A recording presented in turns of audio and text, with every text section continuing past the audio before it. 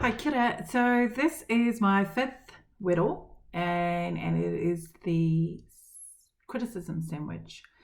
So I base this back to a time when I was teaching, and you had that one-on-one time with your tauira. And so generally this was the practice that we applied. So I had to go back and reflect back to when was the last time I applied it.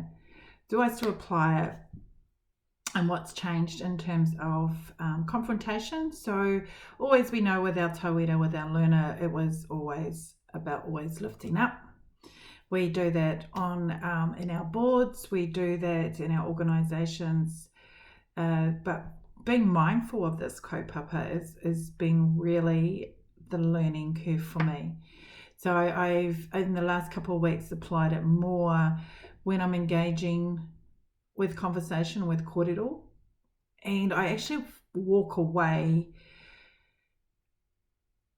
checking in if they are okay, because I'm okay, because I already know the outcome of what I need to do, and the confrontation and how to deliver that.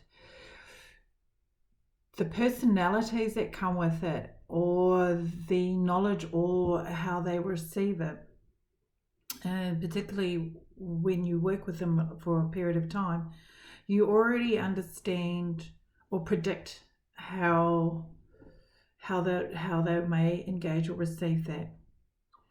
And so I used this experience on a number of people, and even some exes got some kōrero around that, when we had to come in and awhi tautoko our tamariki. So it was really interesting. It's not about us. We've been great parents. It's now turning and reflecting on how do we awhi our kōrero. And so shifting that, because it's been a really real raw kōrero for, oh my Lord, I think Taze and I calculated probably about 12 years now that we haven't come together as a whānau to address.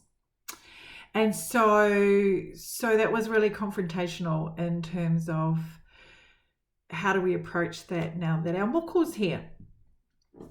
And so we talked about what we did like as a whānau, and then we addressed what was pulled apart and how we all perceived it. So allowing time.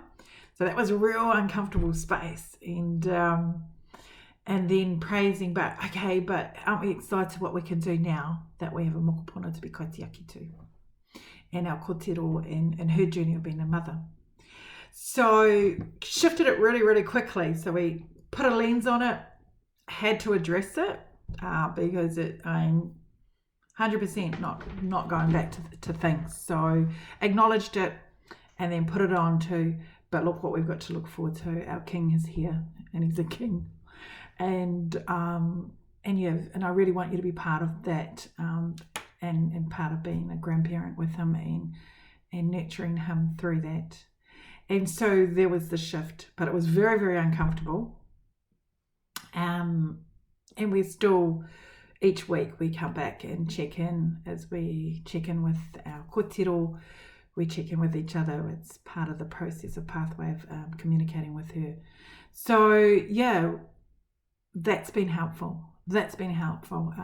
Bringing up a really uncomfortable time and space. In terms of mahi though, it's more natural. It's kind of what we have to do, because we're working with a lot of suppliers that I'm only a year in engaging with. And the uncomfortable conversations around that are just assumptions and traditional practices of previous